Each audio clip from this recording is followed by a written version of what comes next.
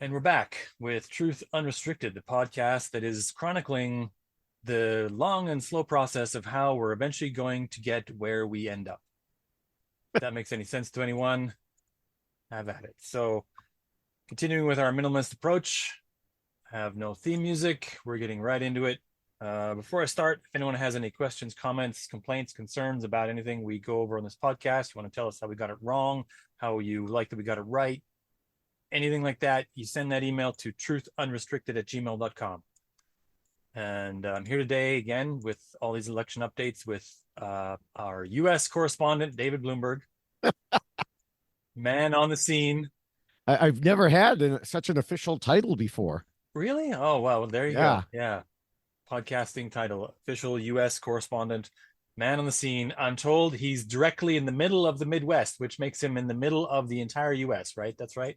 That's right. That's right. I Yeah. It's am. not Kansas, No, we're not in Kansas Illinois. anymore. No, it's Illinois, Yes. direct center of the country.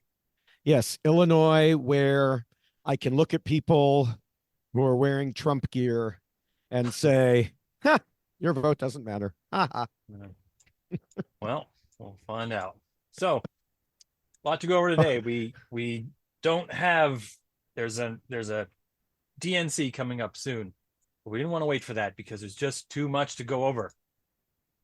So, Yes. top of the order, starting with the Democrats this time. So, the Democrats now have a vice presidential candidate. Tim Walz is Minnesota governor now, maybe potentially vice president of the U.S. in November. He ticks all the boxes. He's got what's everyone refers to as Midwest charm, offering everyone sweets and Mhm. over talking at saying goodbye at doorways and all those things that I hear about in TikTok videos. And I've made a joke online. It's very Canadian. And I've also said even before this that Minnesota is culturally Canadian. Like, if a Canadian snuck across the border, they would fit in perfectly in Minnesota. Most Minnesotans would never notice any real difference between themselves and the Canadian. We could walk among you and you'd never know. And if the U.S. ever falls apart, we're claiming Minnesota first. Did you feel that way when they elected Jesse Ventura as their governor? Yeah, Back still when? would have. Yeah, Okay. still would have. It still culturally, their love of hockey and the way the lakes freeze over in the winter and all those things. It's very Manitoba and Saskatchewan adjacent. There's no place in the U.S. that's more like Canada than Minnesota. Yeah. And, to be fair, Jesse Ventura has endorsed Harris. So, there is that. Yeah. My experience with Minnesotans usually came through work. Yeah. And I found them highly annoying, not because Minnesotans are annoying, but because we had a Midwest organization. As you'll recall, I used to work in air pollution prevention, and there was a Midwest organization of states that would work together on these things. And Minnesota kind of got shoved into it because they were in the same region as us, but they did not have the same issues as us. Yeah. Like we focused on ozone smog mostly, and they don't have that because they don't have big cities like Chicago and, and they have cooler temperatures, which also helps. And so we'd be over here trying to focus our efforts on one thing, and they'd be over in the corner being like, hey, we get a say too, and we want to talk about this. And we're like, no, we don't want to talk about that. Stop being annoying. So yeah, that was my experience at work with Minnesotans. You realize that this just makes them more like Canada, right? Yes. In all the ways we are regionally next to the U.S. and whenever we're in any kind of discussions about anything, our the things that affect us are much different than the things that affect them, both with environment and temperature and smog and all those things. And yeah, it just makes us want them even more. Minnesota, come home. No, we need them right now. Yeah, well, the U.S. needs them. Oh, right sure, now. you need them right now. Yeah. Okay, well, next election cycle, Minnesota, Minnesota. We'll just redraw the border around this thing. You'll never be missed. They don't even like you. How about you take Texas? You want Texas? It's too far away. I mean, really? We've got Yeah. Alaska, and you're saying Texas is too far away. We would take Alaska's second pick after Minnesota because of the cultural Yeah. communication there. Yeah.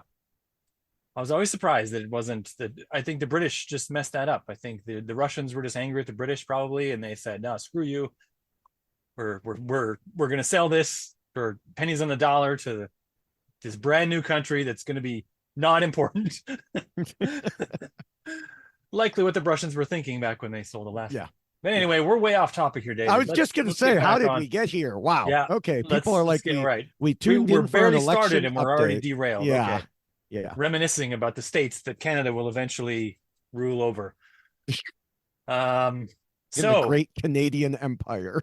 We will conquer the world through diplomacy and our niceness. So Tim Walz is formerly a National Guardsman. This is one of the 5 branches of the military or something. No, that's not one of the branches, is it? No, it's just under one of the other wings. But it is considered full military service for a lot of respects. It's why a lot of famous politicians of this age from the US who wanted to avoid going to Vietnam were in the National Guard because that counted as military service. I mean, I wouldn't, not of his age, of Trump's age. Well, yeah, right. We've seen them through our age. We've seen a lot of politicians like this. George W. Bush famously was in the National Guard and failed to show up for almost all of the things he was supposed to be there for. Yeah. Whatever you want to think of that. That's a thing that happened. So we're not here to talk about him so much, but a thing that happened near him was a thing that called swift boating, which during the turn back the clock, we're called 2004 campaign 20 years ago, John Kerry ran against George W. Bush, and John Kerry was an actual veteran versus George W. Bush, who was not an actual veteran of anything except marching a couple of times in a sweaty yard. John Kerry, after he got past that service, attempted to speak out against U.S. involvement in Vietnam, which is a soldier's right to do. Not every soldier is required to be enthusiastic about the political decisions that led them to go to a conflict, much to everyone's surprise. I don't know why anyone's surprised that a soldier might disagree with the political decisions. That they have just as much right to political opinions as anyone else. But we're not talking about John Kerry here. Just the fact that he got a thing called swift boating, and that named for John Kerry because he ran a swift boat, and he got a couple Purple Hearts, and which they said called him decorated. And then they said, well, his service record wasn't that good, and there was all kinds of people who were with him in the military that didn't like him, and they spoke out against him, and they just kind of trashed his military service. And they're attempting to do the same thing with Tim Walz, although there's a couple things that are different here. First of all, Tim Walz hasn't spoken out against his own service in the way that John Kerry did. He has done, as in every instance that anyone's reported that I've seen, he's done nothing but give glowing regards for all the people he served in the National Guard with and all the work he did there. The closest they can come to any kind of real criticism is that a few months before his unit was set to go to Iraq, he had already left the service. Or he'd already put in his resignation. Retirement. Yeah, so they're trying to conflate these two things as though he retired so that he didn't have to go to Iraq. But he couldn't have known that his unit was going to get shipped to Iraq when he put in his retirement papers. Right. So it's just sort of a juxtaposition of trying to push these two things as close together as possible to make them seem like they're related. Yeah, never let the facts get in the way of a good swift boating. Yeah, well, in the case of John Kerry, I also at the time thought that it was a little ridiculous what was happening to him, but he did speak out against his military service, and to veterans, that's a big deal, I guess. It's less of a thing that happens in Canada, so that's one of the things about the US that we kind of look at and go, okay, I guess if that's important to you, then have at it. But in the case of, this isn't a thing that's directly sort of comparable with Tim Walz. And so Right. a lot of people point out that this just is not likely to work, at least not nearly to the same extent as it did with John Kerry. And the fact that they go back to previous tactics in this way kind of says something about the fact that they were unprepared for this and don't really have their own unique set of tactics for what to do with Tim Walz. Well, and also, really, you've got Bone Spurs Trump at your head of your ticket. Yep. And you're going to criticize Walz for his 24 years of service. You know, I mean, I've seen some people criticizing Vance too and saying all he did was sit and, at a keyboard. He was a true keyboard warrior.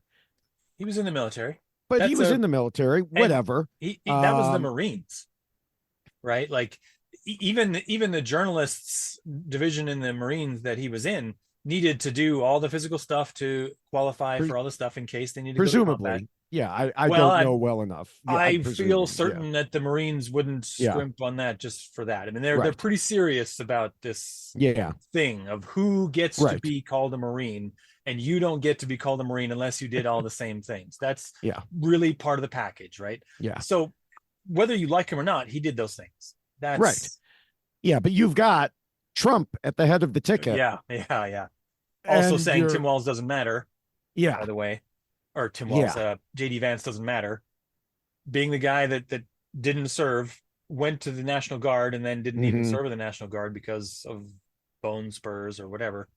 Well, because as I understand it, one of his father's tenants, who was a doctor, wrote the note saying, there's all kinds of reasons to think that it wasn't even bone spurs. There's all kinds of Yes. Plus, he's the candidate who has everything else be just generally an outer veneer of like fakeness about everything, which is a big reason we're in the unreality problem we're in. Yes. So you told me before this that we had to mention something about a DUI or something that Tim Walz had. Now, I hadn't heard of this before, so I'm gonna let you take the wheel here. Yeah, I mean, I just saw the story come up this morning. I saw it on CNN that apparently he had a DUI many years ago, and then he got it, a plea bargain down to reckless driving. And in 2006, I believe, his campaign manager at the time lied about what happened. And now they're bringing this up. And apparently, I did not do a deep dive into it. Like I said, it just happened this morning that it came out. Apparently, he has previously acknowledged that, yes, the campaign manager lied about it and that was wrong and everything else. And he said at the time he was a teacher. He had resigned from all extracurricular oversight. He offered to resign from his teaching position, but his principal said no. And so he used it. He wanted to use it as an example of what not to do. So obviously DUI, terrible. Don't do it. Don't do it. Obviously, having a campaign manager lie about something that is so easily found out. Yeah. Don't do it. That's a rookie mistake. Yeah. It was 20 years ago. Technically 18 that the campaign manager lied about it, and another, 10 or more, since it actually happened. Trump was convicted of 34 felonies this year. Yeah, this year. About things that he was trying to hide in order to get elected in 2016. Yeah. Not to mention all of his entire life story of crimes and misdemeanors and, being an adjudicated sex offender, as well as having many other allegations of such. Yeah, Walz shouldn't have done it. I don't know that it should wreck his career for 30 years. I don't know that it shouldn't. He's obviously a changed man in many ways since then. And the entire ticket still a way better choice Right. than Trump and JD Vance. So personally, I generally think always I'm very, very cynical about this. And maybe someday after this election, we can go through before the next Canadian election and pick apart why I'm so damn cynical about all politicians. But I generally think they're all lying to me in some regard, that they're all fake in some regard. And they're all not ideal. Like the ideal person would be, I don't know what exactly they'd be, but they usually aren't what we get. But that also means that you should want the least worst option. Yeah.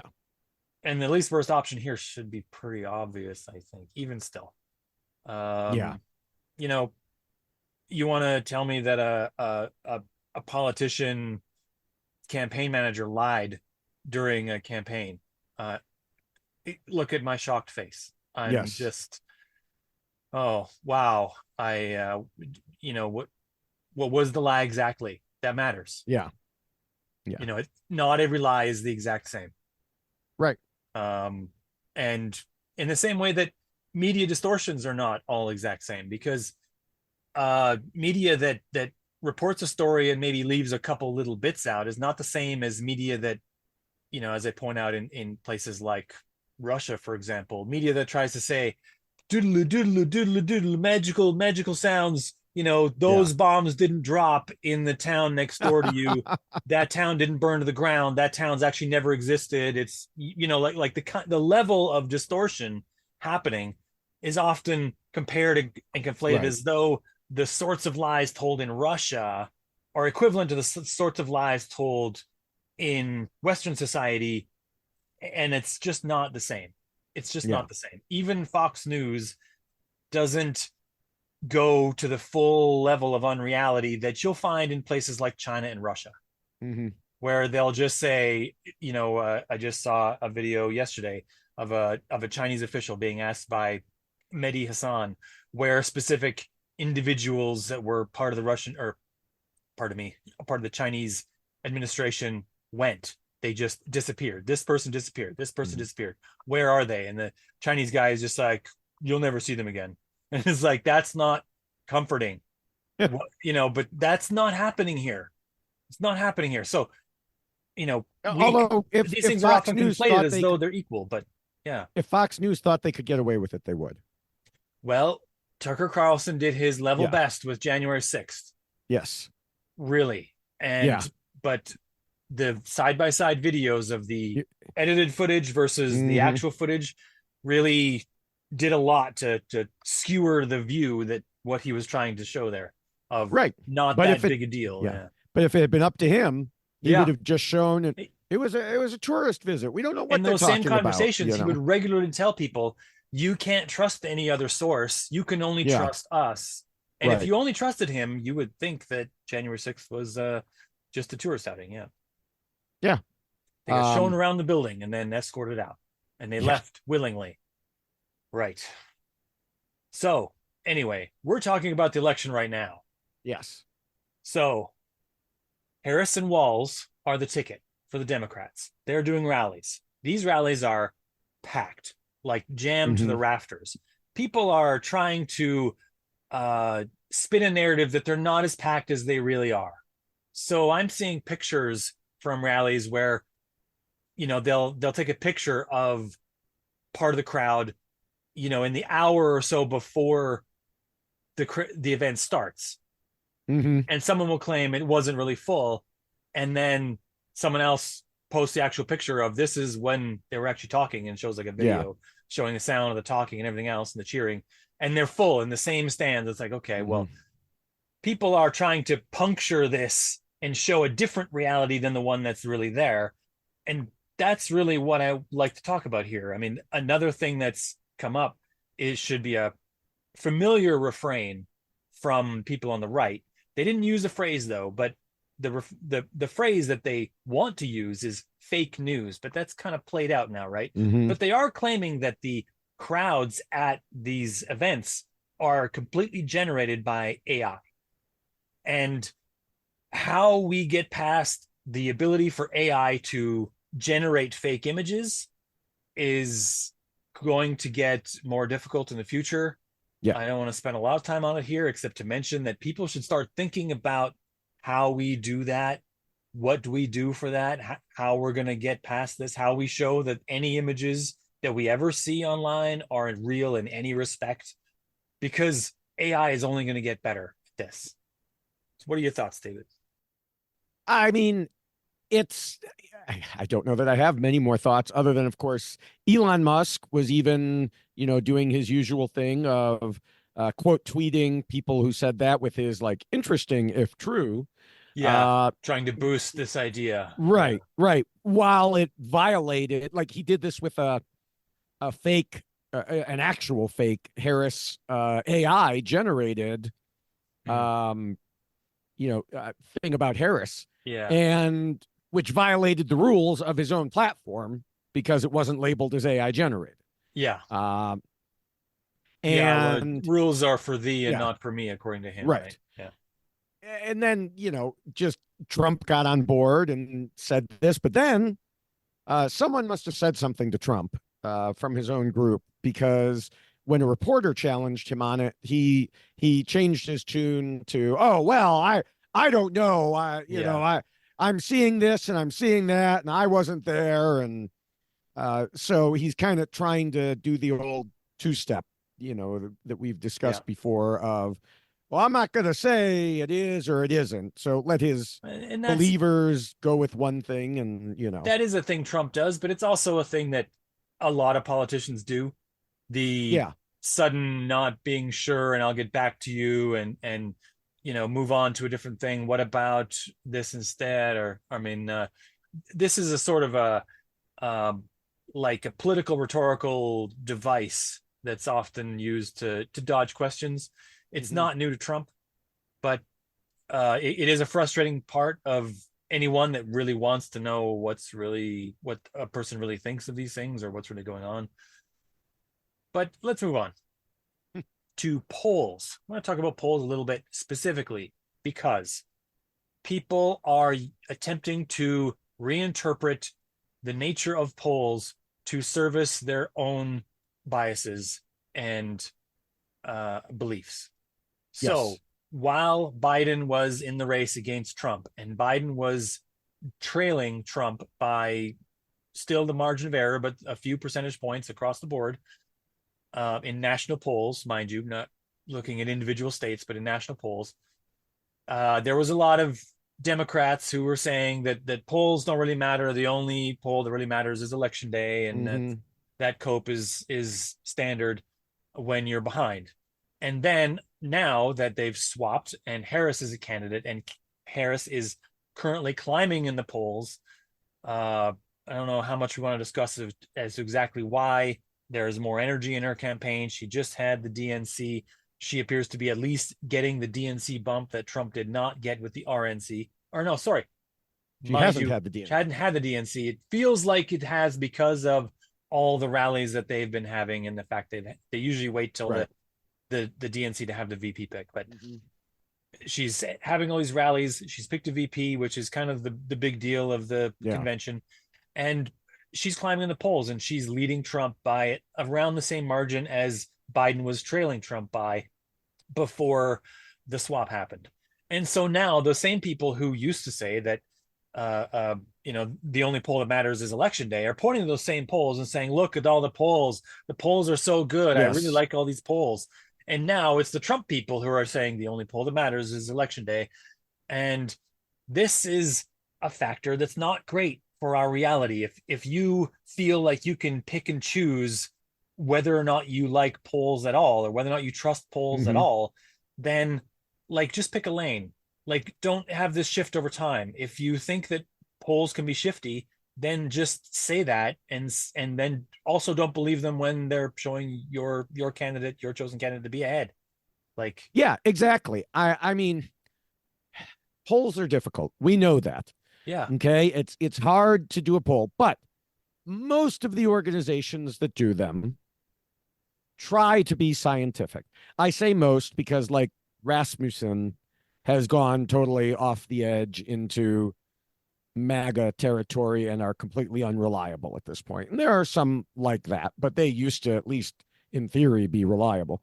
But others, they do their best and they take these polls. And when you've got a number of different polls showing similar things, you should be thinking, well, I bet there's something to that. We need to figure that out. Instead of just saying, ignore the polls, and posting things like, I've never been polled. Have you? Or the polls are wrong because young people don't answer their phones. The polls are wrong because they didn't ask everyone in the country what they wanted. Yeah. Now, the phone thing is interesting because I will tell you, I have been getting a ton of calls that are labeled as spam, possible spam, and a couple that are labeled as political, and I have answered none of them.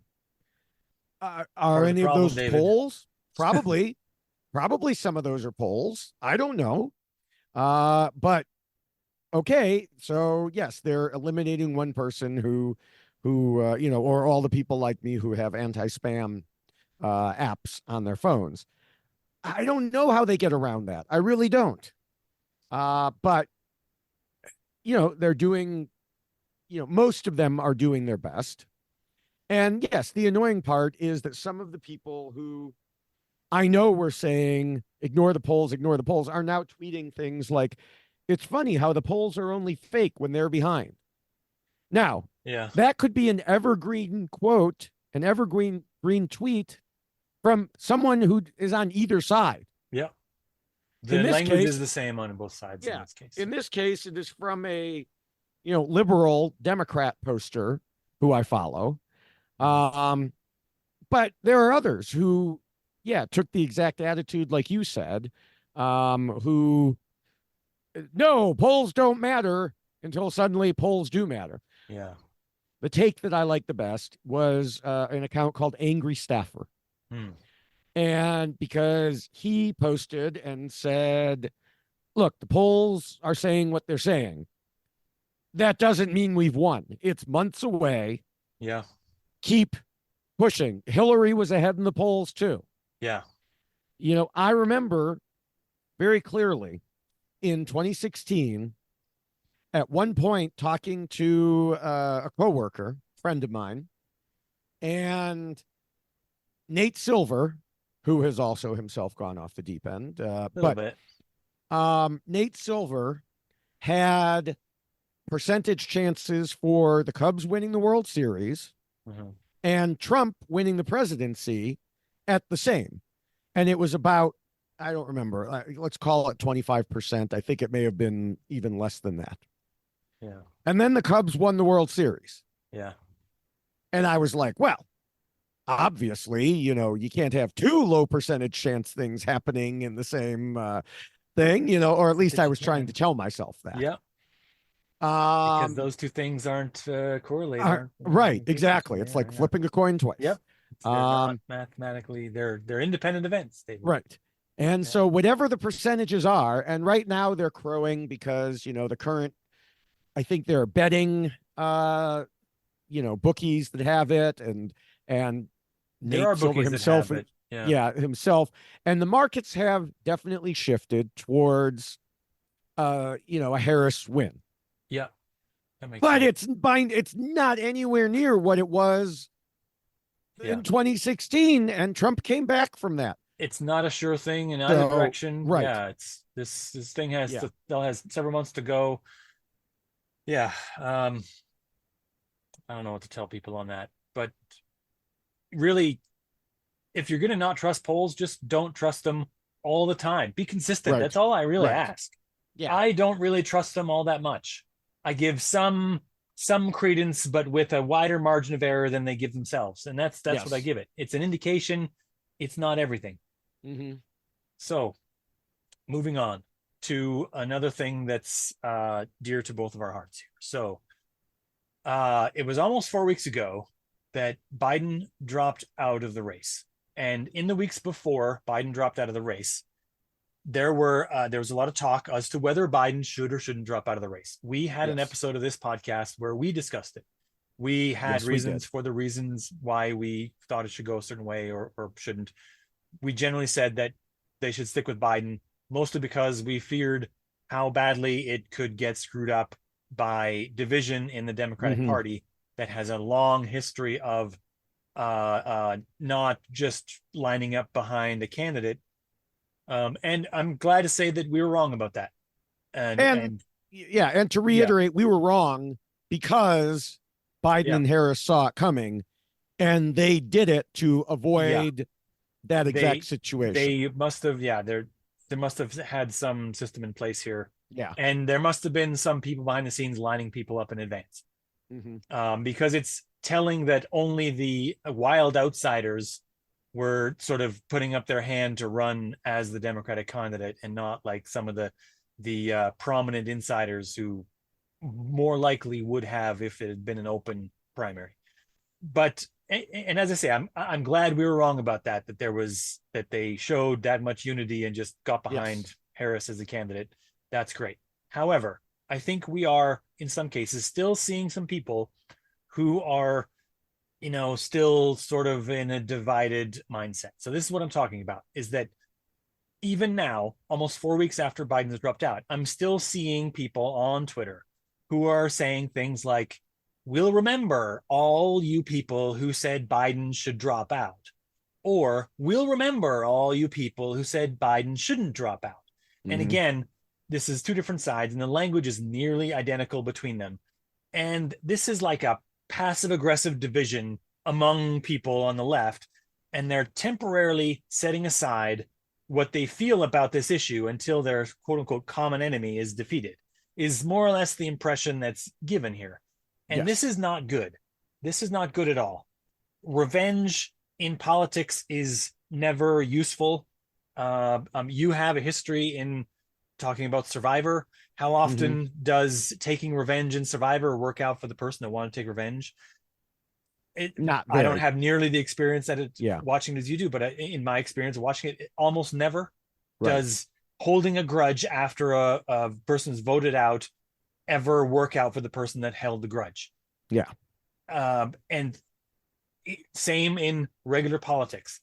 Promising some kind of retribution upon people that decided a way that you didn't want them to decide is not useful. It's not healthy. We need to try to find a way to get past this. It happened the way it happened, and it is what it is now. So, you know, let's try to move on. It's true, but then you have people like Nancy Pelosi who are out there making unnecessary comments. Like, Yeah. oh, President Biden still hasn't talked to me since then. And people are like, yeah, Well, why would he want to talk to you? yeah. What business does he have with You you that know, he should come and after talk to you, you? yeah, after in his mind you stabbed him in the back. Why would he want to? You're And also then not the she, Speaker of the House. right. Like, yeah, like I don't know. And, she was one of the people who had, mentioned, if not pushed, the open Yeah, primary yeah. idea. And Uh, it's also a fact that his political career is almost over. yeah. We're talking like 5 months away from Hmm. 4 months away from him, or five, yeah, of him being no longer a president and being done, handing it off to whoever wins, Hmm. and then living out the rest of his days from 81 to wherever he makes it to, just as a private citizen. Like, he has a couple more things he's going to try to get done here, Hmm. and then he's gone. Like, why does he feel the need to placate to anyone in the Democratic Party? Right. Why does he feel the need to have any kind of other thing? He's washing his hands of everything that he's done, and he's going to walk out the door and leave the keys behind when he does. Yeah. Like, so for people like Nancy Pelosi to be, I don't know, weirdly passive aggressively, I'll say it again, Yeah. bitter about, whatever he does, she should also move on. Like, she got something that she wanted. She didn't get everything she wanted, whatever, but she's Hmm. got to know she's been in politics long enough. She grew up in politics, and she's, you know, it's been her whole life. She should know that that's just how this works. Like, why should she make comments like this? So, moving on to whatever going on with the Republicans. All right. So, starting with Trump, Trump has had very few live events of late.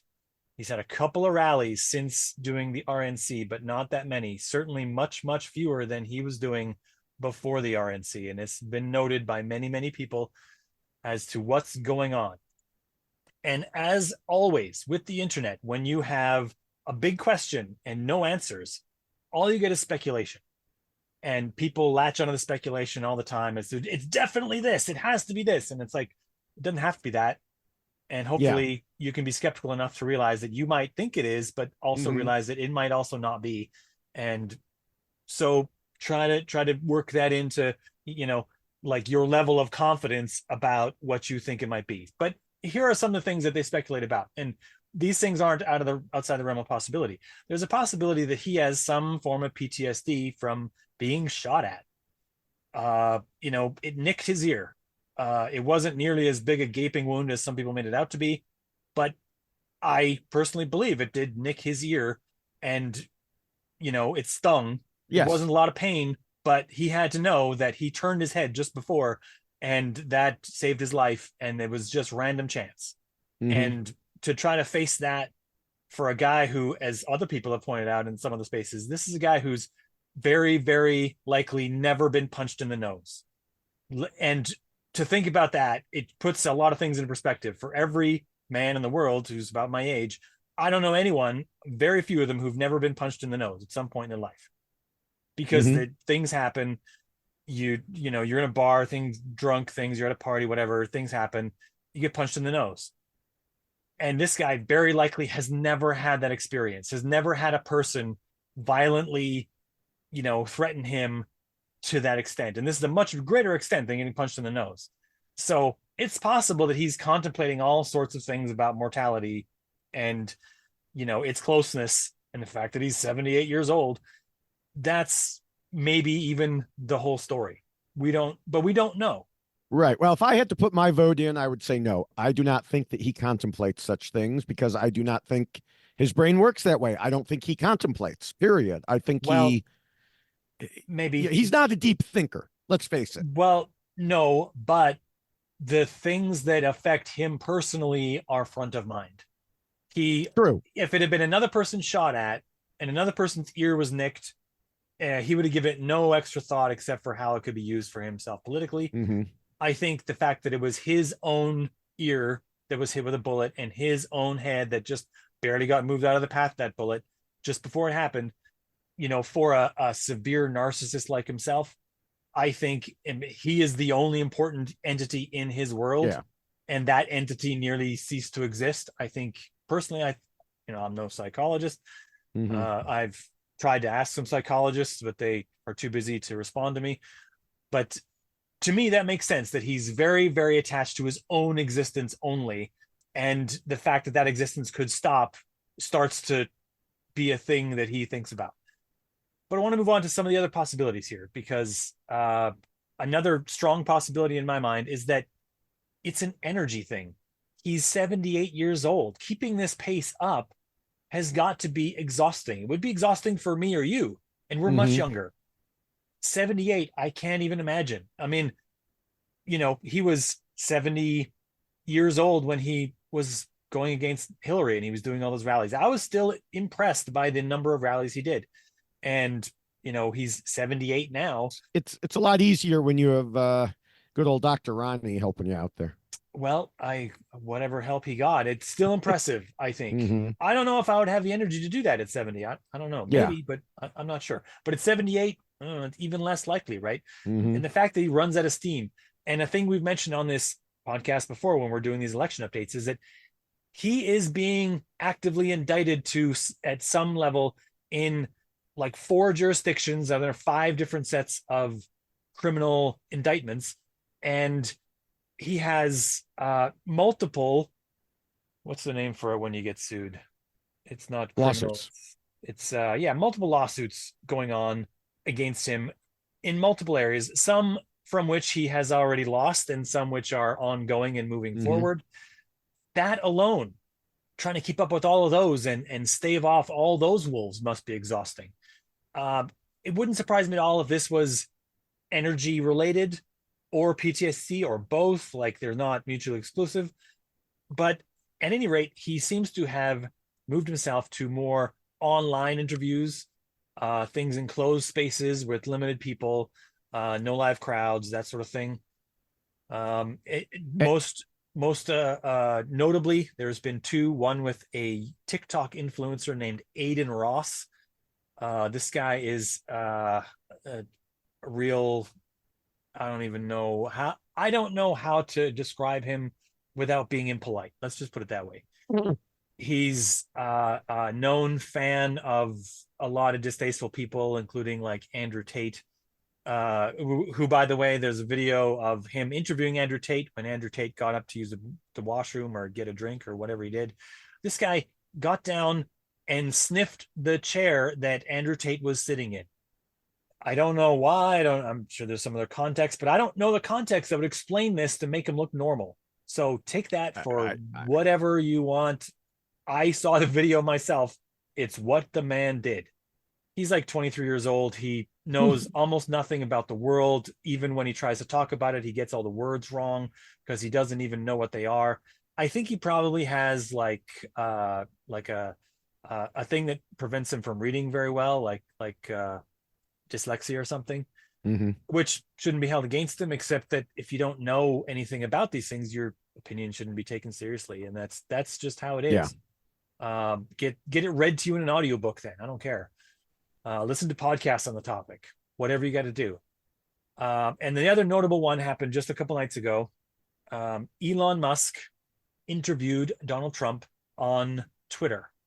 Interviewed in big air quotes. Well, it was supposed to be a showcase of the ability of Twitter to invite a large number of people in to do this, and this didn't work out the way Elon Musk planned. All of Twitter tried to get in. All of Twitter, except for maybe me and you, I think, tried to get online to listen to this live and get their own little snippet of recording of it so they could understand it or be the first influencer to, put it on their podcast or whatever. And it crashed for many, many people. There was a lot of people who listened. I think it was over 1 million that were listening live, which is a phenomenal number. And there were several million more who were trying to get in and couldn't because the platform just couldn't handle that much. And Elon Musk, of course, characteristically blamed it on anything except for his own platform. He said that there was a distributed denial of service attack, which is what it would look like if nearly everyone on your platform tries to get in the same space all at once. That's indistinguishable from a DDoS attack. Yeah, but I can tell you that. Yeah. Well, first of all, I will take issue with the almost everyone on your platform. I know you were exaggerating. Well, you're right, and you're right to call me on it. I said we wouldn't exaggerate, but I mean, there were a lot of people, but even 1 million. Yeah. How many people tuned in to the debate? There were millions and millions. Yeah. How many people tune in to a radio show on Sirius or just a regular TV show. Yeah. So despite his claims about there being, 1 billion people who were talking about it, also, he exaggerated massively. Yes. His words can't be taken for rote. Yeah. But yes, I do have experience running a website where I published an article, and this was a number of years ago, that ended up at the top of Google News. And because it was a hot topic, it ended up at the top of Google News, the website crashed. And I got a call from my web server company saying there's a DDoS attack going on. Yeah. There wasn't. Again, exactly like you said. It looked like it because there were so many people trying to read this article. Yeah. That everybody came at once. And I said, no, it's not a DDoS attack. I'm at the top of Google News. I did not foresee ever getting this kind of level of traffic. Mm-hmm. I mean, I brought down not just my server, but like multiple servers that they hosted me. They hosted Pepsi. They hosted, I brought down a number of different servers. they just weren't ready for something like that, which for a website the size that I had, totally understandable. Yeah. If you're the richest man in the world and you own Twitter, you should have been able to handle it if you hadn't fired all your tech people. Yeah. Yeah. Well, Um, he's playing the Wizard of Oz right now, right? He's trying to disguise what's behind the curtain and make it seem right. like it's magic when it's really just a couple of levers.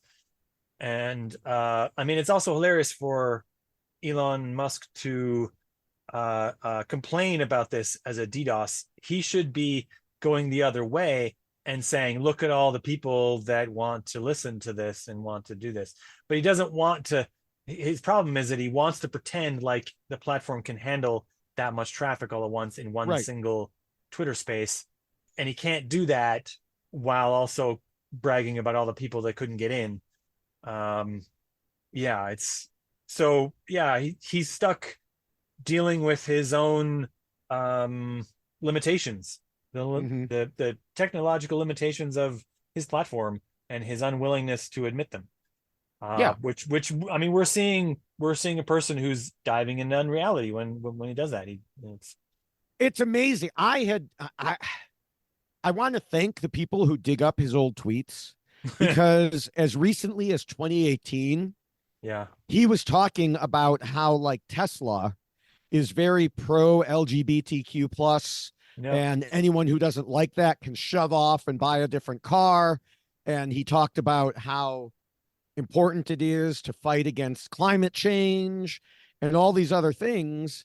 And we're 6 years later, yeah, and he is a completely different person, completely different.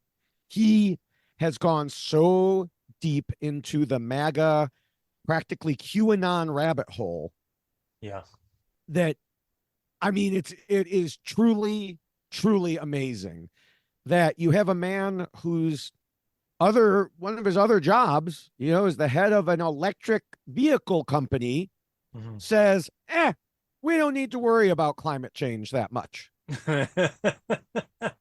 And then you I, see the stock I, dropping and going, well, gee, I wonder why. yeah, I this I mean, I when I did an early episode of this podcast called Currently Benevolent Overlords, Mm-hmm. his name was prominent. It with a thing that prompted us to do that episode at that time was his at the time was a pending purchase of Twitter.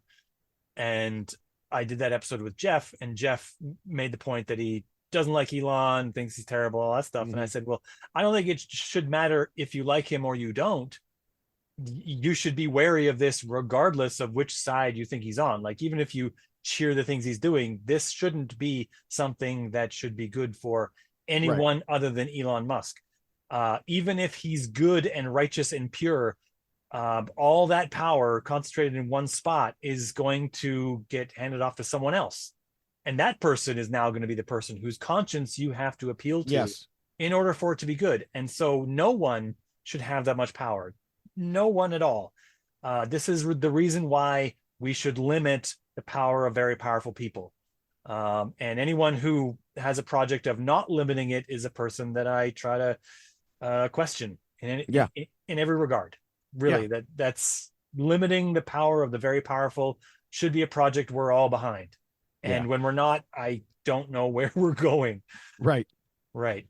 I did find it very interesting and amusing. A lot of people were like, this isn't an interview. It is an unpaid ad. He should get Yes. hit for campaign I think I contributions heard of some people and trying to do a complaint with the right. FTC about that. And all this. And then it turned out to be such a shit show that he couldn't even keep Trump on topic. No.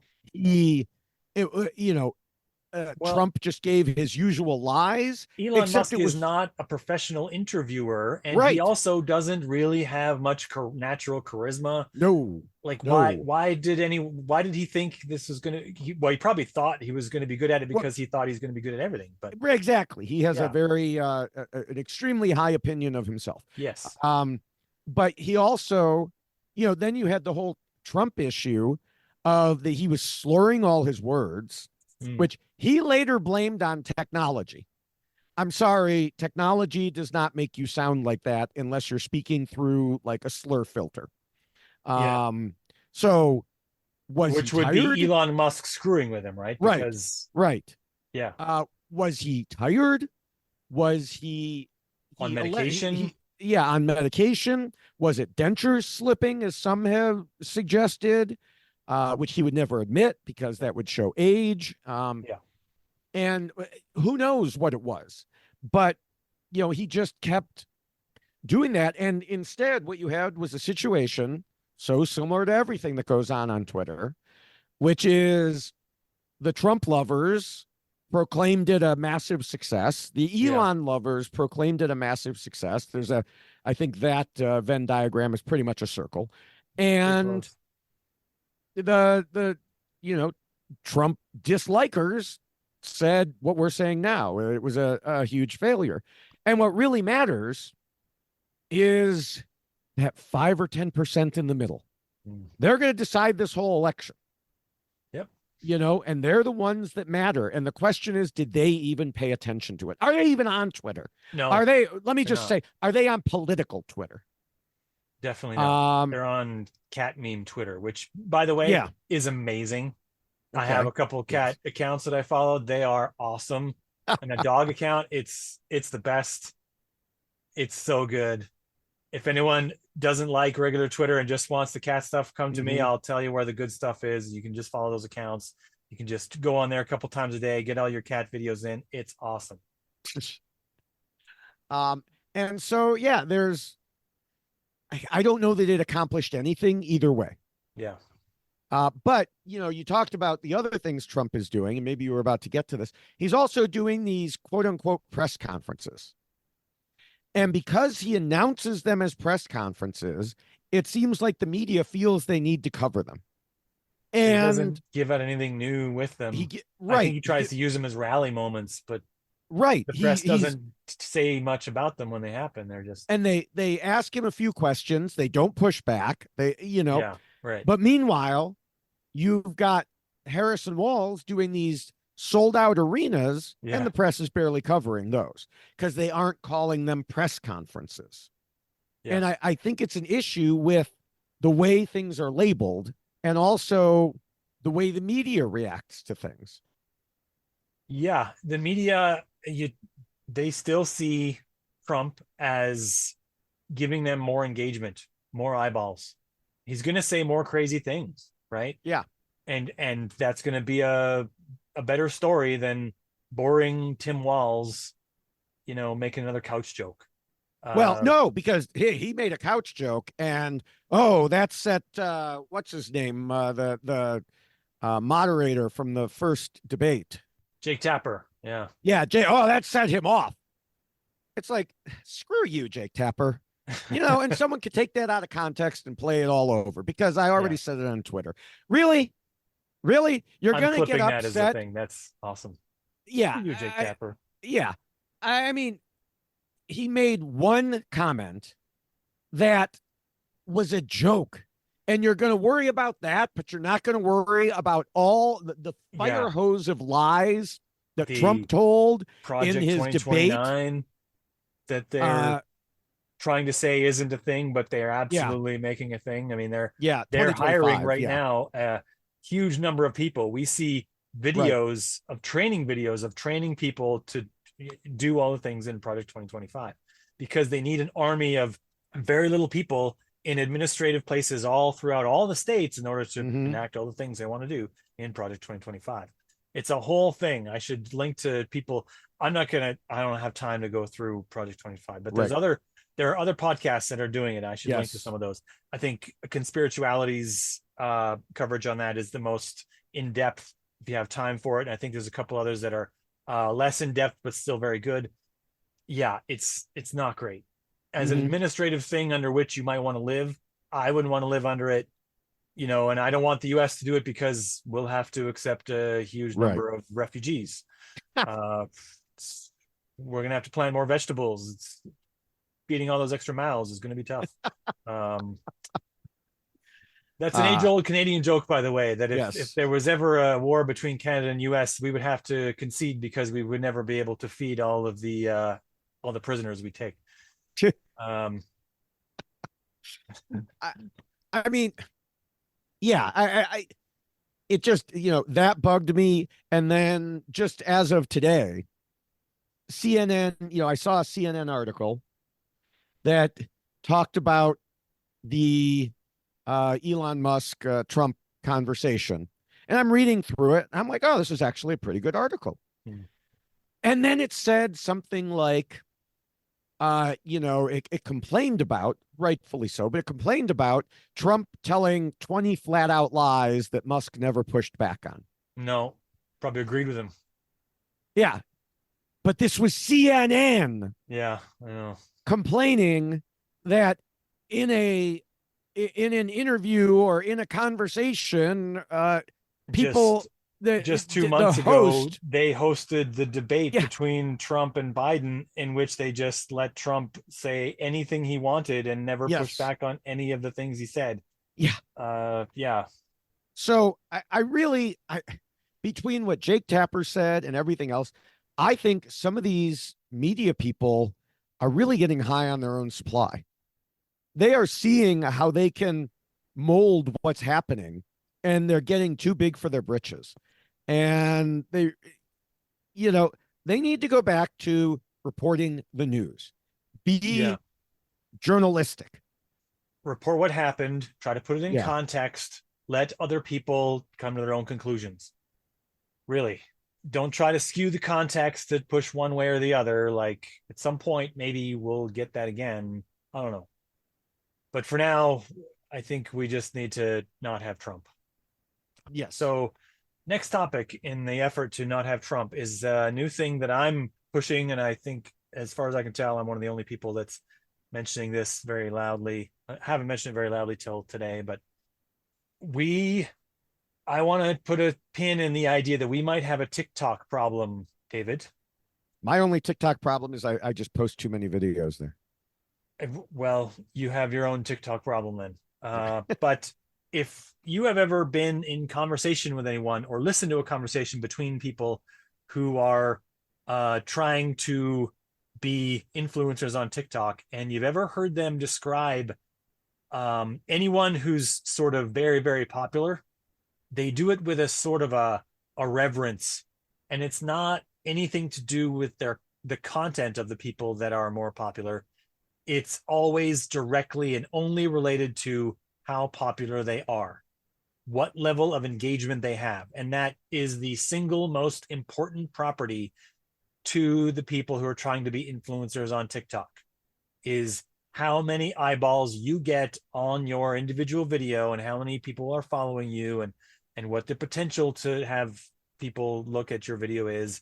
All that stuff, that's the single most important. It trumps it's much more important than any of the others, any of the other properties. Well, you don't have to tell Is me. That's my life every day, trying to get more Well, viewers to my videos. right, but when you listen to young people do it, I think it's different, because it's like they have a level of reverence just for that. Like they didn't grow up in a world that didn't have it, and so they weren't grounded by other things outside of TikTok really, and so it just has a much greater importance to all of their lives, it seems, aside from just what their TikTok life is. And if you've ever heard them talk about Trump, it's chilling, like, because they get this kind of quavering thing in their voice, and, oh yeah, do you know how many people he got to follow him in the first day of his TikTok account? Oh, How and many? it's just, Because I thought I the heard number that I heard was Harris. 3 million in one day. Yeah, but I heard that Harris blew him out of the water. Well, I haven't compared. Like I said, I haven't compared. I haven't You're gonna done. make me pull up my Well, TikTok maybe, now, and right? you're Sure. gonna blow my whole. I have my algorithm so it doesn't show me politics on You TikTok, don't and you're have a gonna make me. second account just for other No, stuff, I David? don't. I Well, don't. I'm gonna have that's a to. rookie move, man. Yeah. I don't know how to. If I ever have the time to go back to TikTok again, I'm going to make it my goal to confuse the algorithm as much as possible by just I mean, looking okay, up so as many different types of things as possible. she has 4.5 million followers. Right. But did you get them in the first single day she had it? I think she did, or very quickly anyway. Well, it would have been quickly, yeah. Because yeah, I don't think that she, you know, uh, I think she created it very recently. Let me see what Donald has here. Real Donald Trump. Oh, he has 10 million followers. Yeah. And it was 3 million in the first 24 hours was the number I remember looking at the time. And this was the thing that I overheard, like in my real life, overheard TikTok influencers Yeah. talking about was this quavering in their voice, this impressive, how impressive it was. And this was the only property that mattered to them. And I was like, well, you might want to take into a couple of consideration, a couple other things about Donald Trump before, Mm-hmm. like there's a couple things that matter there that aren't just related to how much his influence he has. And it's pretty sad he has that much influence, but yeah, you might want to think about that. I don't, but So it's he has only posted 11 videos since oh June yeah, 1. yeah, that makes sense. He probably wouldn't have a lot of time to Whereas she just created it July 25th. Yeah. And already has more than that. Looks like about, let's see here, almost double. Not quite, but almost Yeah. double. Almost as many likes.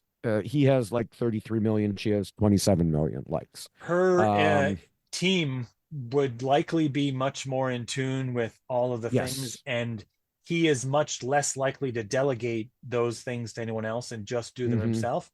And therefore, I mean, fatigue, man. He's 78 years old. I don't know what to tell you. Yeah. Right. But to the people who are in that generation, the level of reverence they give to a person based solely on popularity. If you were only basing it on popularity, you would just make it more popular. I mean, that's an endless Mhm. cycle, right? Yeah. I And they I should just want to take other things mention. into account, but sometimes I think they don't. Yeah. Well, I just want to mention I have 7,754 followers. So That's I'm very well on respectable. my Yeah, way. Well it's on good. my way. Yeah. And I do have one video that hit in the millions of Yeah. views. So, Right. that's more than some of their videos. So I think that I could, run for president and just compete on par with either of Well, them if you I have wanted to. several election cycles left if the age curve continues the way it does. Oh God, yes. I'm a kid by those Yeah, standards. you could start now and still get there Yeah. for sure. So yeah, I worry that, I mean, people talk about how much of Gen Z and whatever we're calling the generation that comes after Gen Z, I don't even know. I think it's Alpha. I think they're Okay, Gen Alpha they're now, I starting think. again with names instead of I, okay, well, that I makes sense. think that's what they're doing. I'm not It's 100% because they sure. didn't think of how far ahead this was going to go when they named it Gen X, right? Yeah, I mean, but then Yeah. they went with millennials, and then Well, and that's then Gen they went Y, back. right? They called them Well, millennials because of the turn of the century, but right. that's Gen Y, and that's why it's X to Y to Z. But they didn't think about this when they just called it Gen X. They were like, "Oh yeah, well, what are we going to call the one after Boomers? I, Call them I'm Gen I'm X." I'm just surprised you're calling it Gen Z instead of Gen Z. It's the influence I get from all the Twitter accounts. Mm-hmm. Well, yeah, it's the American influence, David. We're more removed from British than we Well, used I'm to be. I'm proud of you. Yeah, okay, good, but we're still getting Minnesota first. You'll So probably add a U and call it Minnesota. Minnesota, yeah, that's Yeah. right. Yeah, we'll Britishize it, Minnesota. So there are a lot more Gen Z voters who are registering to vote. This has been noted. People like Taylor Swift have had get out the vote campaigns. I don't know if hers was much of a campaign as much as she mentioned it once on Twitter, and suddenly there was a Mm-hmm. sudden drive, and everyone went, "This is her power when she says this one time." Right. But people need, and a lot of people say, "Oh, look, Gen Z is going to come in like a wave and like wash this away," and I'm like, you got to consider the possibility that some portion of them, an uncomfortably large potential portion of them, might not vote the way you like, and this isn't necessarily a thing that's going to make it go the way you want. You imagining that is a thing trying to cope with a specter of a bad Trump second presidency, right? I agree with you, but I do think as a whole, younger people in any generation tend to be more liberal. They're not going to care about the things that Donald Trump and JD Vance think about. Like JD Vance is literally out there giving interviews saying, "Oh, I don't think suburban women care about reproductive rights. I think they care about normal things." And it's like, no, Yeah. I'm pretty sure that not only do suburban women care about that, but a lot of younger women, men, whatever you want to, say, call, care about those things. Okay. Um, I think that the younger people have seen their classmates, sometimes literally, sometimes figuratively, get gunned down in school. I think they care about that. Yeah, Um, there's a lot of influencers who are younger right. who are pushing that. But just before we leave this topic, I will leave you with another number since we got into numbers of Mm-hmm. followers and all this stuff. Is that we mentioned earlier that one of the interviews that Trump did online was Mm-hmm. by a TikTok influencer called Aiden Ross. I just looked it up here. Aiden Ross, young TikTok influencer of what would be alpha generation, I think it would be. Mm-hmm. 6.4 million followers. And he's not like when you look at Trump, you probably imagine that there's probably a reasonable number of the 10 million followers he has Yeah. that are following because they oppose him and want to know what he's up to. That's unlikely to be happening with Aiden Ross, much less likely anyway. It's probably more fervent followers, young people. That's the generation he's in. That's the who he's influencing. Mm-hmm. And this is the guy who just did the interview with Donald Trump. I didn't see it. I don't have any, real opinions on it. I don't know. I imagine it was fairly empty. Almost no one noted it because it probably wasn't that important, except that it probably reached somewhere close to 6 million people, and they were all very, very young, and they probably had just as much less pushback even than Elon Musk would ever do, because Aiden Ross knows much less about the world than Elon Musk, remarkably. Hmm. And yeah, that's just food for thought for people who, what you point out about younger people and some of the things they're more interested in, including climate change and all the rest of it. That's true, but they're just as susceptible, if not even more so, to a lot of the misinformation that's available online because they have less wisdom, they have less context, wider world context to deal with. And so I just want to put a pin in this and say we shouldn't just, call this as definitely going one way. That those votes could go either way, or Yeah. split, or just a much uncomfortably larger number going the other way than we like, right? Like that's something we need to think about. Yeah. No, I agree. I mean, I agree that there's certainly some portion who Yeah. will go that way. Yeah. I saw a interview, and it's one of those typical liberal media person, liberal comedian interviewing people at a Trump rally type thing. Right. And then they put it on, and they interviewed one, uh, Gen. I still think in their 20s they're still Gen Z, but I Sure. could be wrong about that. For But our purposes, we whatever. can call them that. They're on the Yeah, far side of Gen Z. That's still Gen yeah. Z. That they interviewed this young woman, we'll say, and she said that she's for President Trump because she cares about women's rights issues, and so does he. And it's like, in what world? Yeah. In what possible world Yeah. could you believe that that is the case? And I don't know. I don't know how you can be that completely misinformed. It's as simple as Um, someone told her that and she believed that person. yeah, probably. Yeah. Yeah, I don't know. Yeah. I will say there are other accounts out there that people follow. Like there's one account I follow, the real Slim Sherry, and she's Okay. just a Gen Xer who's out there making Gen X jokes, Yeah. and she has over 1 million followers. Yeah. you Right. know? And so I don't know that we can determine necessarily from the No, number of followers exactly what, you're right. We can't, you know. but it's just food for thought, right? That Yes. this isn't like a lot of people are using the number of Gen Z registrations to vote Hmm. as a cope, as like, oh, definitely that hasn't been factored into all these polls and whatnot that we've been complaining Right. about, and so this is just going to be a blue wave that washes over Hmm. everything. Temper your expectations is all I'm saying here. It's not necessarily gonna just wash over the world and make it right again. Yeah. Yeah. So moving on to Trump was shot at on July 13th. Did you hear about it? No, I had a big pad over my ear, so I didn't Very hear. difficult to hear with a big pad. Yeah. Yeah, yeah, right. Okay, good.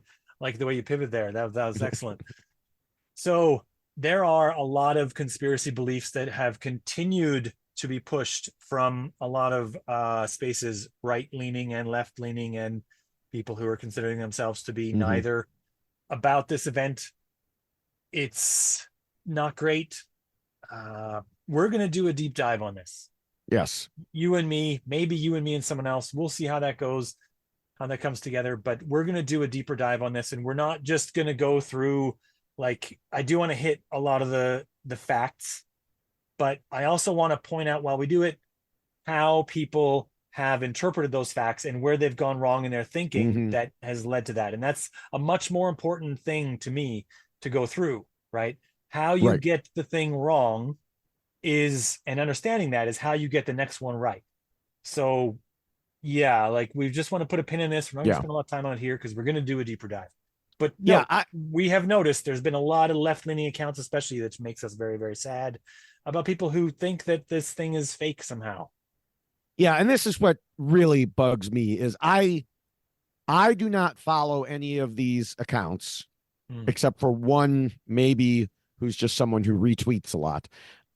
And that's where I'm seeing them mostly is retweets, yeah. is like people who are still, what I'm seeing, they're not full out saying it was a conspiracy, but they're making little snide comments. Mm.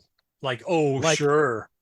no, Yeah. more like, oh, maybe Trump is doing this because he couldn't afford another fake assassination attempt, Yeah. Oh, right, right. something like Side that. So it's thing. kind of a Yeah. side comment, Right. Okay. Right. and it's like, no, stop it. We've been over this already. And you are just making yourselves look like idiots whenever you say this.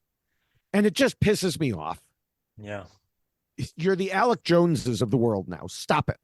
Stop it. Yeah, that's right. And really, when we see these unreal notions, we should point them out because we don't get the comfort of unreality, even if what is being said there would give us be closer to giving us our desired political outcome. Mm-hmm. That's not where we should go with that. We should, use reality, actual objective reality, as a guiding star in all things. Even if it's not great, we should Yeah. still go toward the light, that objectively real light. Mm-hmm. um I don't know how we're going to get there, but we need to work at it, keep rowing that boat, right? So Yeah. we're going to do a deeper dive on that. Note that, just know that we have noticed. Yes. So among the many different things that have been speculated about the smaller number of Trump's appearances is a lot of conspiracist talk about how maybe he doesn't feel the need to try as hard to sway the electorate because he's already planning to cheat in November. This is a thing we need to talk about a little bit. Yeah. So, just saying that he's going to cheat without ever pointing to how you think he's going to cheat, those are conspiracist notions. Those are just things you try to wave into reality based on something that you think might be true. Really, we need to use objectively real things in order to direct us. It's okay to, like, when detectives interview someone and the person acts kind of shifty and they think that person may have, I don't know, murdered their wife or whatever they think, that can't be used as evidence that they did the crime. it can only be used as a direction to look for evidence of a Mm-hmm. thing. So if you think it's true, look for the evidence of the thing. So there are reasons to think there might be some chicanery about to occur. Yes. So we're going to go over a couple of these real quick.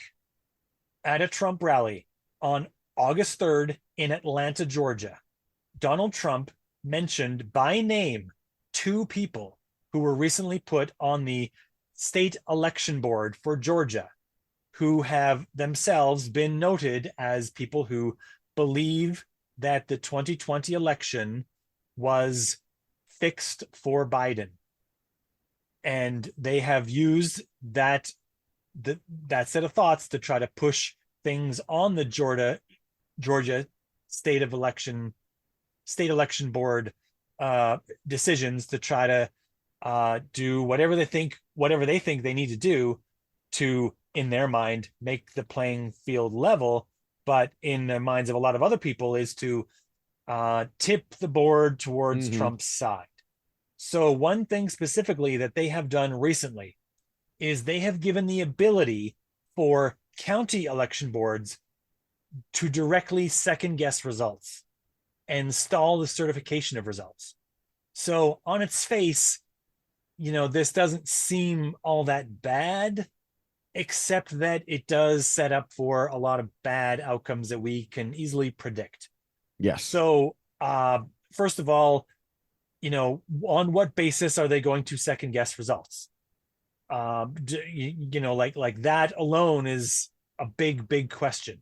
Well, on the basis that Harris wins, well, that's then the basis on results, which they should second guess the results should be known in advance now, and it can't be, based on what the number of votes for a particular candidate were.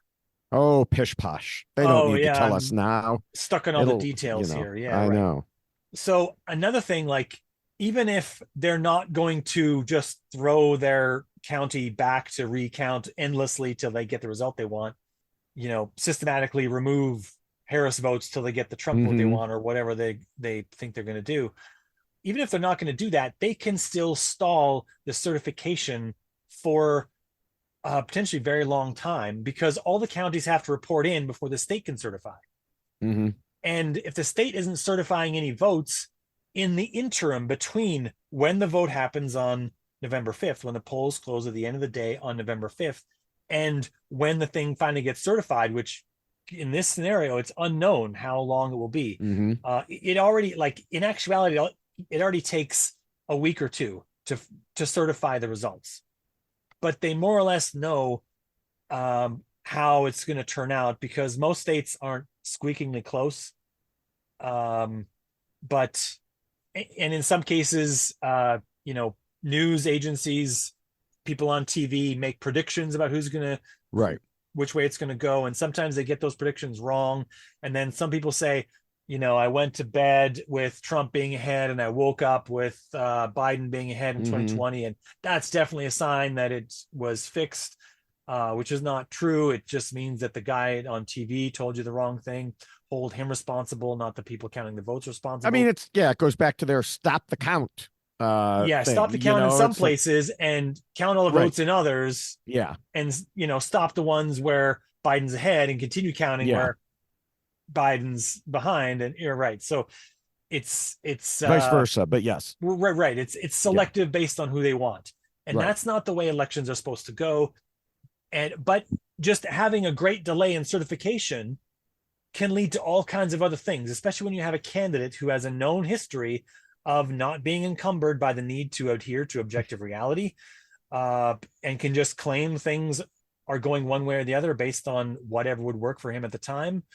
I mean, he still claims, he is getting out there making speeches claiming he won New York. Claiming he won Wasn't even close to New York. Right.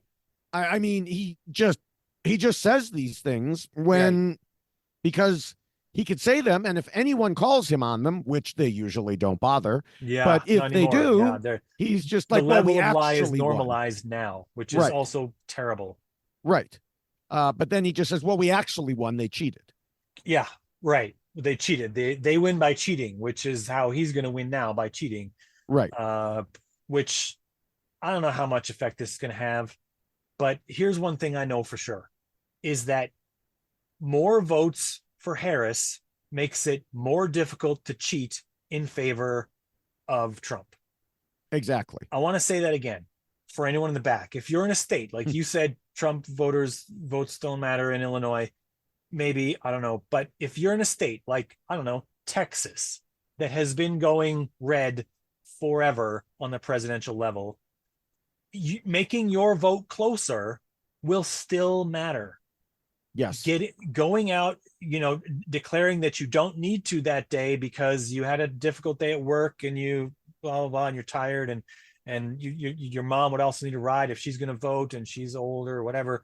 You know what?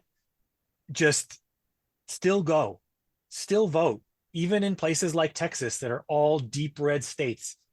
Still Well, go and and vote.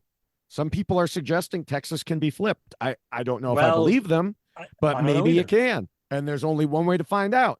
You're right. There's only one way to find out, and it's to show up, to still vote. Don't get discouraged by anything. And if you're in a blue state that always goes blue, like, I don't know, Illinois, Mm-hmm. still go, still show up, Oh, yes. make that difference greater. Make, like, the wider the margin, the better the result in general. Because even if this thing isn't over, even if Harris wins, there's a huge number of sycophants and people who are zealots who fervently believe in all the set of ideas that are almost about to be coming into place when Trump, they think, wins, who are still going to want all those things to happen. They need to be told that that set of ideas is a losing set of ideas. And the best way to do that is to just show them at the poll, at the voting booth. Like, that's the most important poll that Yes. that's the one thing everyone agrees on. The only poll that really matters is voting day. So show up, vote against this guy, do what you got to do, show him with every vote, even in the places where the delegates will still go the other way. Still make that thing screamingly close as you possibly can. Drive everyone else to the voting booth. Get them there. Ask your neighbors if they've registered. Encourage them to also vote. Like, everyone you can. This is so Mm-hmm. important. I don't know how to tell you more than that. Yeah. No, I mean, we don't just need to defeat Trump. We need to defeat Trumpism, Yes, the ideas that are being you driven. know, Yeah, because, yeah, the Republican Party needs to overthrow Trump more than just yeah, the man. yeah. The The people set who of have been ideas that are being pushed forward. elevated, Yeah, need to, they need to get rid of the MTGs, the Boberts, all those people, uh, and just, you know, get back to some semblance of normality. yeah, yeah. Maybe someday we'll live in a normal world again, David. Yeah, maybe. Yeah, maybe go back to just making TikTok videos about Survivor or whatever. Go back to. I Maybe. do that every day. Well, I mean, that being your only job. Yes, yes, yes. Yeah. So moving on, we should make a quick stop here at JD Vance. He's still the vice presidential candidate. Some people have said that maybe he would get fired because he's unpopular. That didn't bother Trump at all. He just said JD Vance doesn't matter, which is fun, I guess. Which to Trump's mind probably is true. JD Vance doesn't matter. Tim Pence didn't matter that much to Trump, so why should JD Vance matter that much? Well, yeah, it doesn't matter to Trump because the No. only time Vance would matter to Trump is if Trump, didn't survive through the term. Yeah. And then Trump's gone, so he doesn't care. But the rest of us are like, oh, God, we've got this guy. Yeah. Which, I mean, we'd already be like, oh God, we've got this guy from Trump. But to have Vance, one heartbeat, or as some people like to call it, one Big Mac away from the presidency, It's, it's, I, I don't know how he made it to this point. I mean, I do, or I know what some people have said and have written about, that it was because of not Elon Musk himself, but people like Elon Musk who promoted Vance, Peter these, Thiel, yeah, notably. exactly. Yeah. Um, who promoted Vance. And they clearly didn't do some background on him, because now pictures of him dressing as a woman with a wig have come out. Pictures of him with women at urinals pretending to use them have come out. Now, under normal circumstances, people would be like, he was a kid. He was Yeah. having fun, whatever. Except that his whole platform is against all those things. Yeah. Right. Uh, But so I don't think that's going to bother the base on the right at all. no, it won't. No, they're sufficiently inured to reality that they could just wash that past with all the grab them by the pussy stuff and all that other stuff that's Right, they right. just zip past and try to ignore. They've gotten very good at it. That's a problem for future society to try to get reality to penetrate that side. But Yeah. um, yeah, the one thing I want to say, and we might disagree on a little bit here, but I would say that like there are rumors, we referenced them earlier, about um, rumors that JD Vance previously had relations with a couch. I Uh, wouldn't call them rumors. I would call them jokes. sure, well, okay, jokes, right, but people had to debunk them, so that gives them the flavor of rumors. Mm, I okay. almost wonder if the debunking just made the Streisand effect worse, because it made it look like they were confused and actually thought it was true when it was just a joke.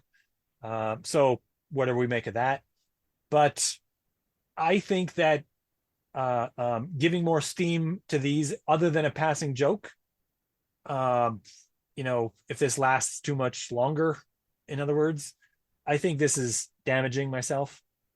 Really, and my argument is pretty simple. If you made up a thing about JD Vance and going to pretend that it's true, then that gives steam to the idea that the other side can just dismiss anything else you ever say about JD Vance as also being similarly untrue because you make things up about it. That logic stands for any random thing, whether it's a couch or anything else. Like if we find that somehow we find that some images of him in a dress or something are made by AI, then we should also say that all of us say that, well, yeah, those are fake, like, and we're Right. not going to use them with which to decide how we're going to do this. Because to me, if you want reality to be a force in your world, then you need to not undermine it in any other context, right? Yes, but Okay, sure. first of all, I think that it's telling, and I'm not the first person to say this by any means, that JD Vance is the type of person to whom these couch jokes could stick. Like you just look at him and you think, yeah, yeah, okay, I could see him doing that.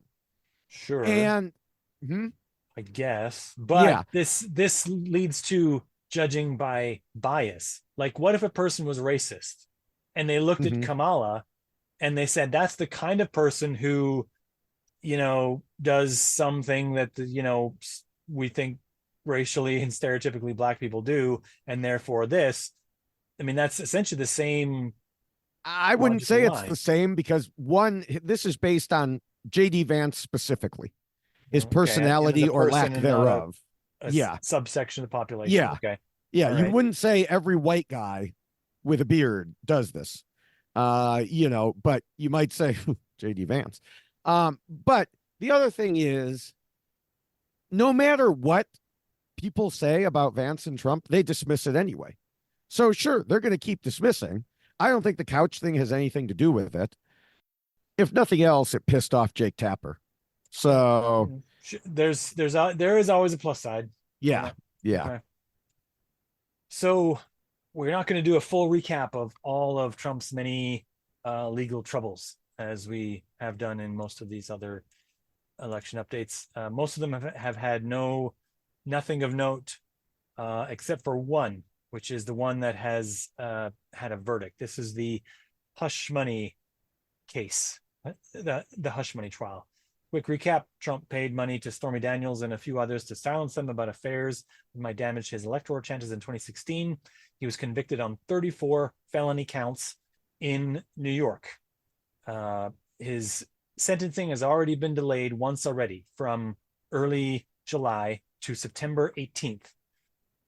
So Trump has requested that the verdicts be overturned, and that decision is expected to come on September 16th. Now, Trump must already be thinking that they will not be overturned, because he has additionally asked the judge to delay sentencing, which is again for September 18th, 2 days after the decision about whether it would be overturned.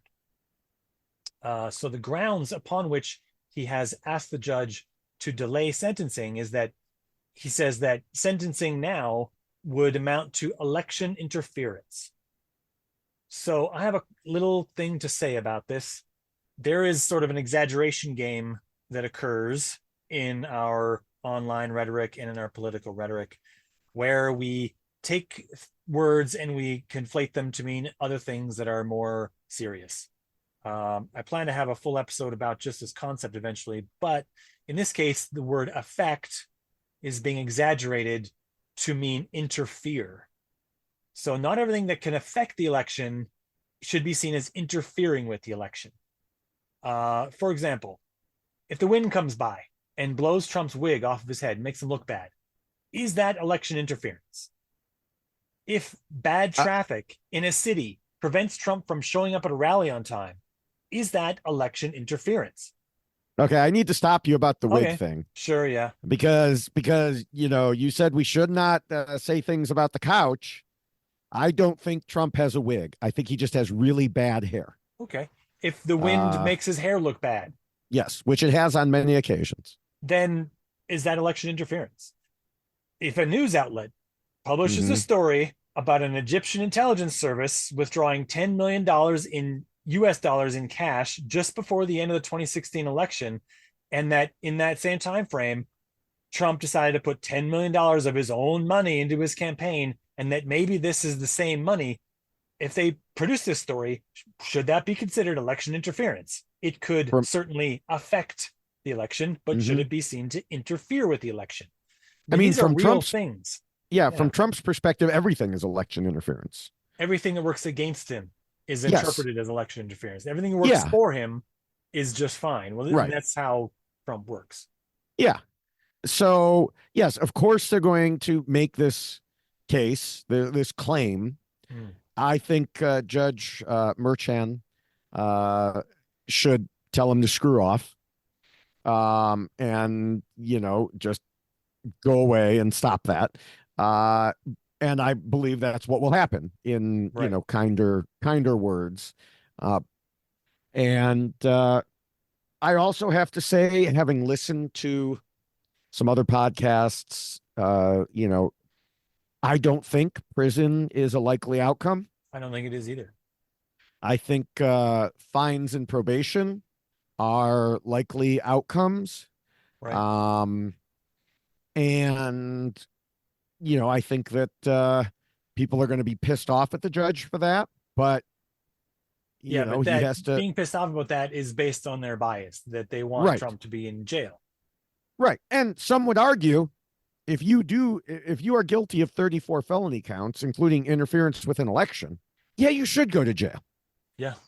But it just doesn't seem to work that way. The guy who steals the cigarettes from the local store is more likely to go to jail than the guy who steals millions of dollars from old people. Yeah. Just in general. Yeah. It's an unfair world, and we should work to make it right.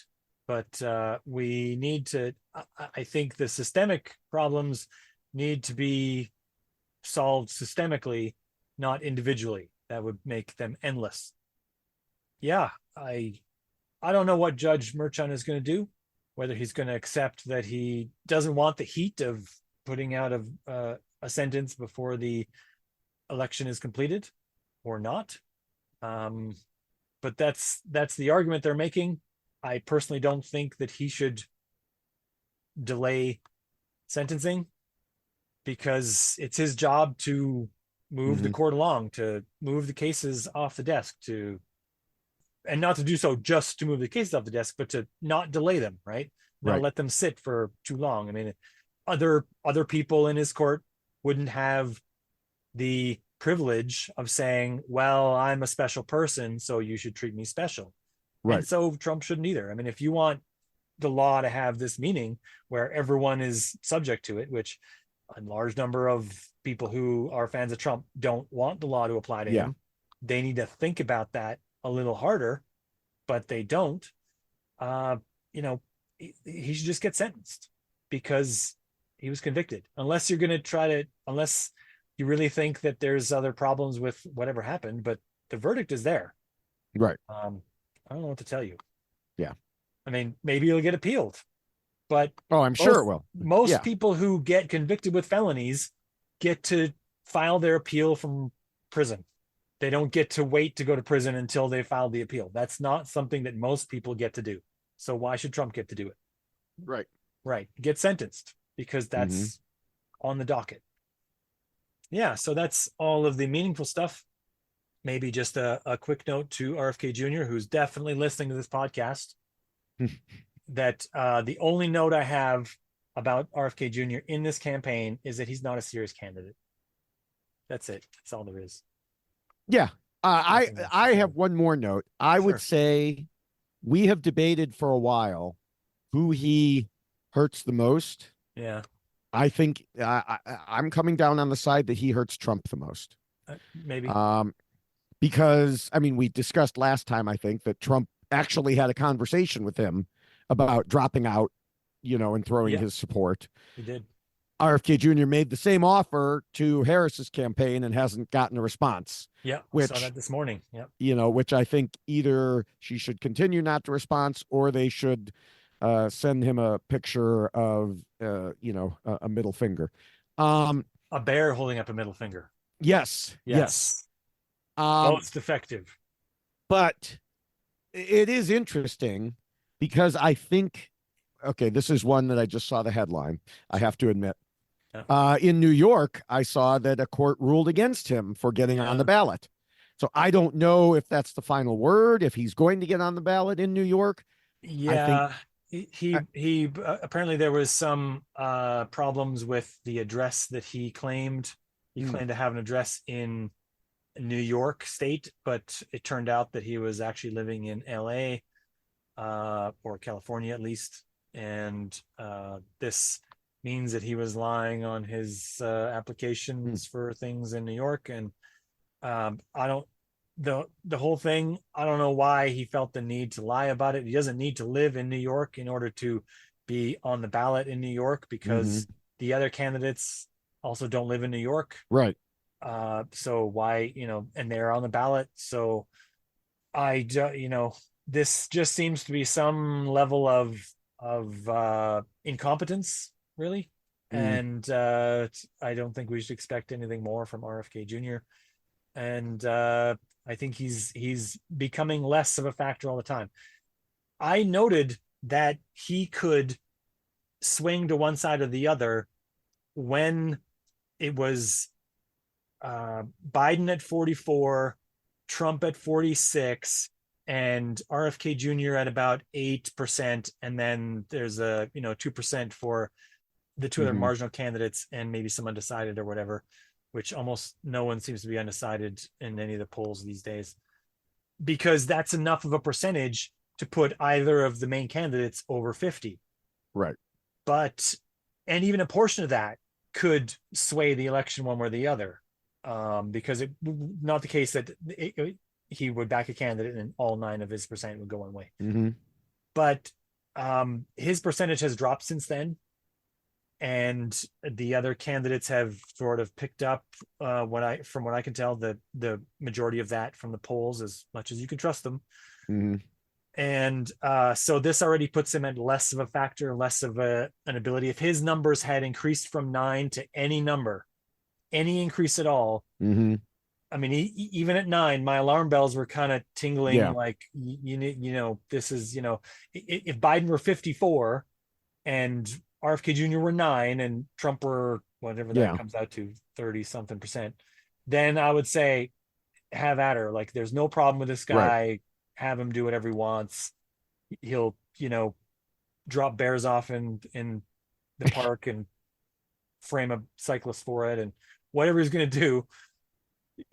However many other weird stories are ever going to come out about Mm-hmm. RFK Jr., I'm not going to be the least bit surprised from now on. Maybe he was a Zodiac killer. Who knows? You really don't know at this point. He even said that. Reporters asked him what Yeah. other stories are there that might come out, and he's like, I don't know. Yeah.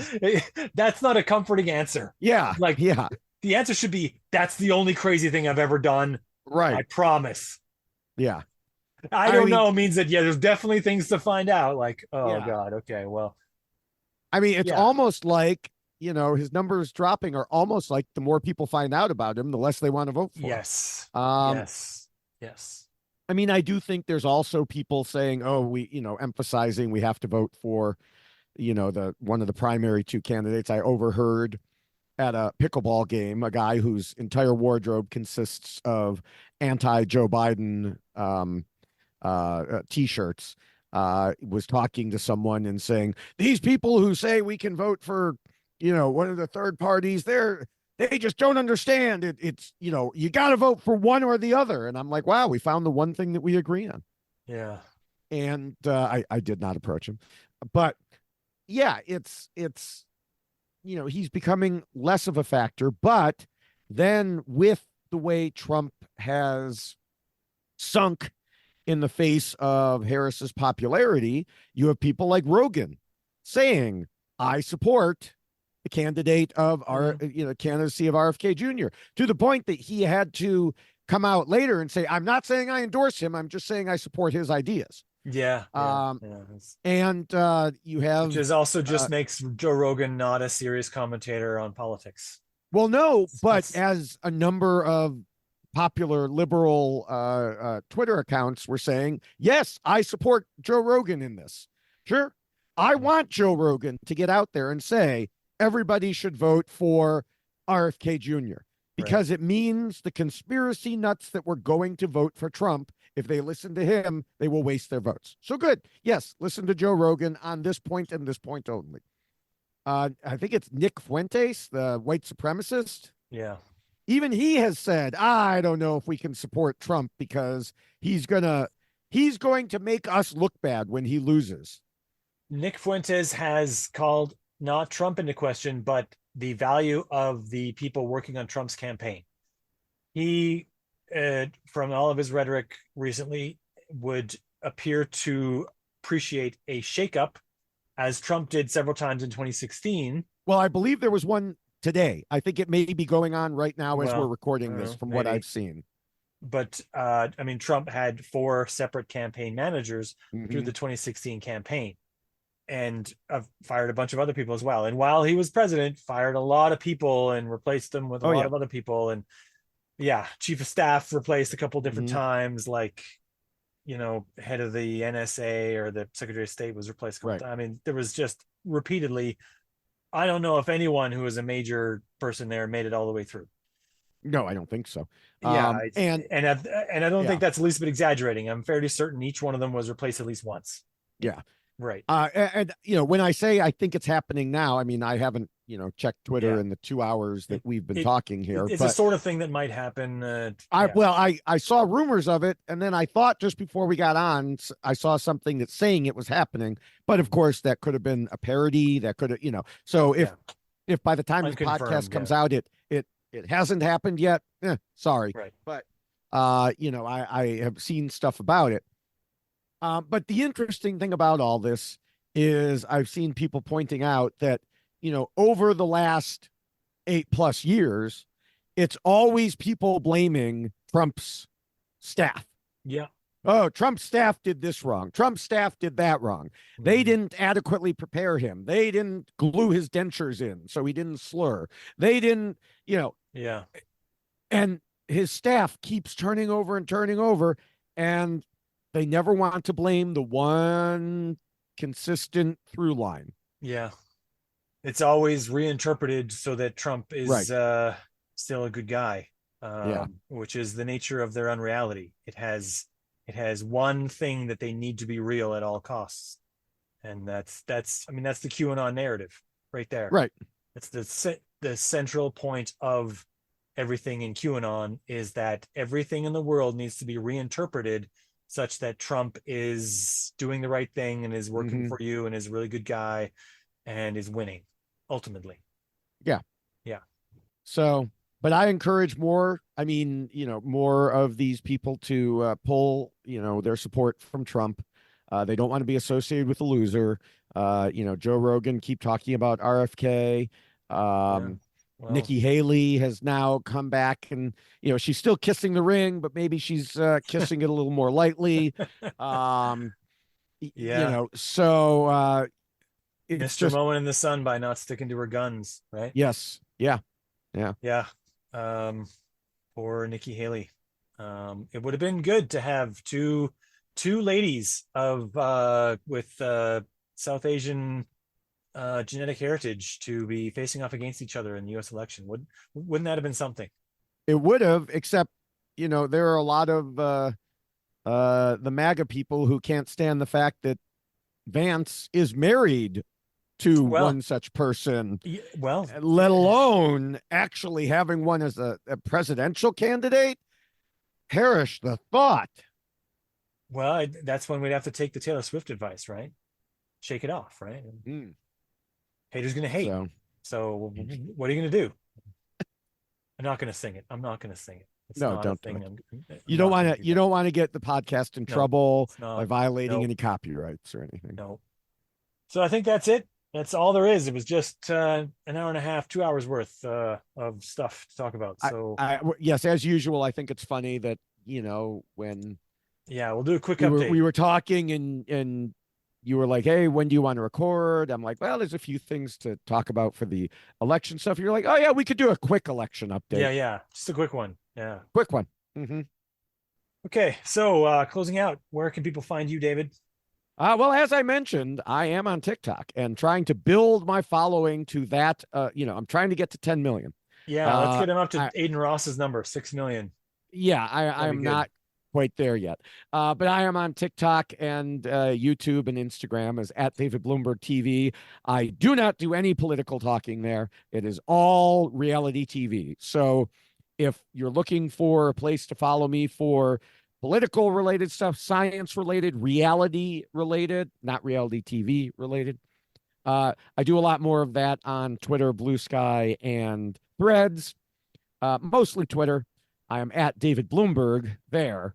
And yes, you will also be inundated with reality TV stuff, but you could just mute those hashtags because, like, you don't want to hear about Big Brother, just mute the hashtag BB26. Mhm. And then you'll just get the tweets related to politics and science and objectivity and things like that. I know there are people who do that. Yeah. I'm perfectly fine with it. So, yeah, you can find me at those various locations. Yeah, and I gave the email at the top of the podcast, but if anyone's interested in the Twitter goings on, I do have at least a couple of trolls. They're interesting, if nothing else. You can follow me at Spencer G. Watson on Twitter. I'm also on Threads and Blue Sky, but almost never there actually, so you can't really find me there very much. But yeah, so signing off. Till next time, David. Till next time.